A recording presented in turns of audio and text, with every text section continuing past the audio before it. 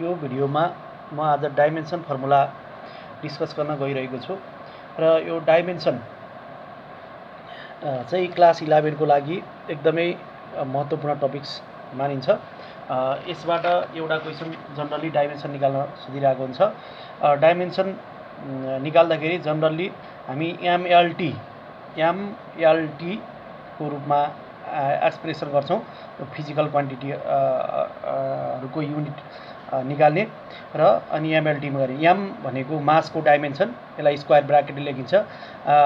लेन्थको dimension L हो, जसलाई square bracket लेखिन्छ। र टाइमको डाइमेन्सन टी हो, यसलाई स्क्वायर ब्राकेटभित्र लेखिन्छ। र टेम्परेचरको डाइमेन्सन के हो, जसलाई स्क्वायर ब्राकेटभित्र लेखिन्छ। र करेन्टको ए हो, जसलाई स्क्वायर ब्राकेटभित्र यसरी एक्सप्रेसन गरिन्छ। अब डाइमेन्सन भनेको कुनै एउटा फिजिकल क्वान्टिटीको डिराइभ युनिटबाट फन्डामेन्टल युनिट झिक्ने र त्यो फन्डामेन्टल युनिटबाट एमएलटीमा एक्सप्रेसन गर्ने र फन्डामेन्टल टर्ममा एक्सप्रेसन गरी नै प्रोसेस नै के हो, डाइमेन्सन हो।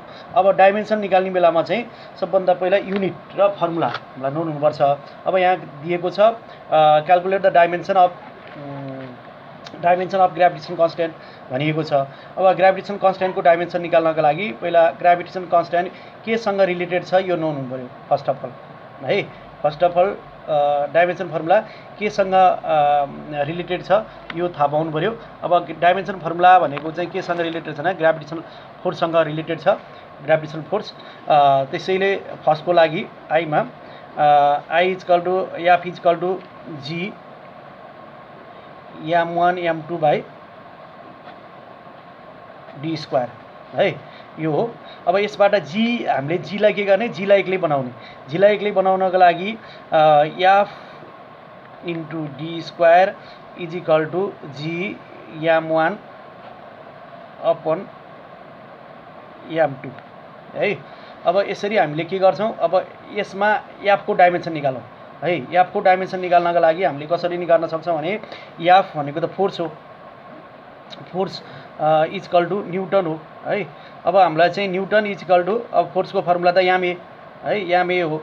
अब यसको चाहिँ एन इजकल टु के भयो, यो केजी, यो मिटर पर सेकेन्ड स्क्वायर, यसको युनिटहरू भयो। अब हामीलाई थाहा छ मासको डाइमेन्सन चाहिँ के हो, याम हो। मासको डाइमेन्सन याम हो, मासको डाइमेन्सन याम। र यो चाहिँ मिटर हो, याम भनेको लेन्थ। र टी, अब यो टी चाहिँ डिभाइडको टर्ममा हो, यो माथि चाहिँ आउँदाखेरि के आउँछ, माइनस भएर आउँछ, -2। अनि डी हो, डी भने डिस्टेन्स, एलै आयो, एल अपन एम भनेको मासलाई हामीले चाहिँ यहाँ हेरौँ, चाहिँ यहाँ हेर्न सकिन्छ। मास भनेको त याम हो, त्यही भएर यहाँ दुईवटा मास छ, त्यही भएर मास भनेको यो भयो। अब यसलाई हामीले के गर्न सक्छौँ भने फेरि अब यो याम र यो याम क्यान्सल हुन्छ। अब बाँकी रहन्छ हाम्रो यो याम भनेको माथि गयो, माइनसमा भएर गयो।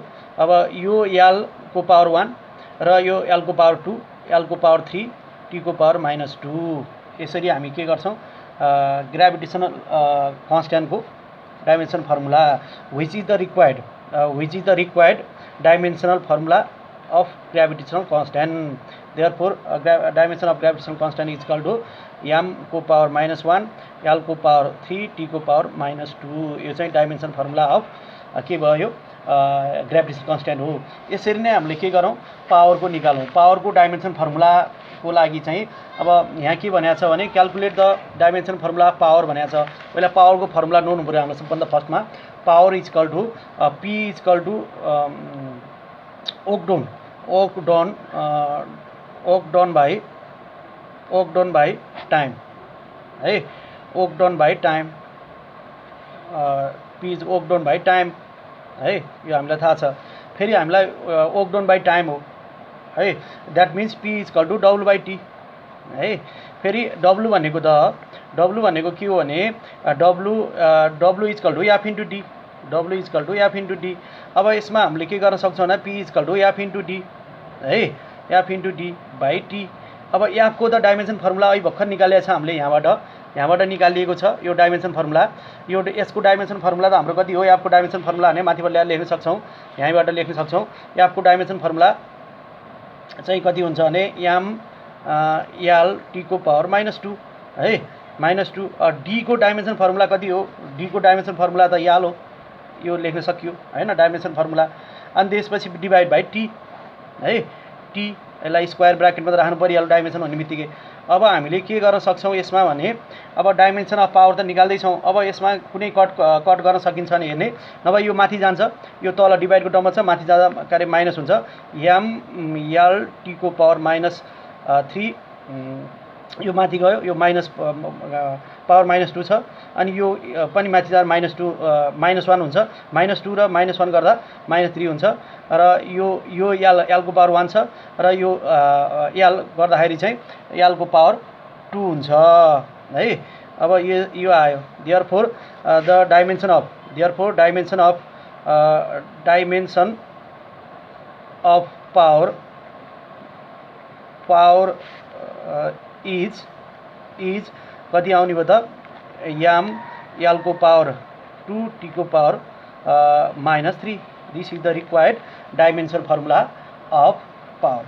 अब यसै गरी हामीले के को गर्न सक्छौँ भन्दा डाइमेन्सन निकाल्न सक्छौँ कसको, ल्याटेन्ट हिट है, ल्याटेन्ट हिटको डाइमेन्सन है, ल्याटेन्ट हिटको स्पेसिफिक ल्याटेन्ट हिट। अब हाम्रो थर्डमा छ specific latent hit, specific latent LATENT latent hit है, स्पेसिफिक ल्याटेन्ट हिटको निकाल्नु पर्छ। स्पेसिफिक ल्याटेन्ट हिट भनेको चाहिँ क्यु इक्वल टु के हुन्छ, एमएल, यसको फर्मुला भयो। अब यसबाट चाहिँ के हो भन्दा अब हामीलाई एल को निकाल्नु पर्छ, क्यु बाई एल हो, क्यु अब एल को निकाल्नु छ, क्यु बाई एम भयो, एम है इक्वल टु एल। हामीले एल को डाइमेन्सन फर्मुला निकाल्नु छ, यो भनेको त जुल हो है, क्यु भनेको त क्युको युनिट जुल हो। अब जुलको डाइमेन्सन निकाल्ने है, जुलको डाइमेन्सन निकालेर हामीले यसलाई यहाँ पुट गर्न सक्छौँ। अब यसको डाइमेन्सन चाहिँ जुलको डाइमेन्सन भनेको त एफ इन्टु डी नै हो है, अहिले हामीले कति निकालेको यहाँ एफ इन्टु डी गर्दाखेरि एम, अब हामीले चाहिँ एफ इन्टु डी नै हो, जुलको डाइमेन्सन त जुलको डाइमेन्सन हामीले निकाल्न सक्छौँ माथि है, जुलको डाइमेन्सन भनेको त एफ इन्टु डी हो। एफ इन्टु डी गर्दाखेरि चाहिँ कति आउँछ यहाँबाट हेरौँ है त, एम जुल, यो भनेको त जुल हो, यसको डाइमेन्सन भनेको एम एल को पावर 2 टी को पावर -2 आउँछ है, यो भयो डिभाइड बाई एम भनेको त मास है, मास हो। अब मासको त के आयो, यति नै आउने भयो। अब यसमा कति आउने भयो भन्दा यो एम र यो एम त क्यान्सल भयो है, अब यसमा भयो। अब फेरि यसबाट अब यो एम र एम त क्यान्सल भयो तल र माथि, त्यही भएर एम 0 केही पनि नभएपछि 0 लेखिन्छ। त्यसपछि एल को पावर 2 टी को पावर -2।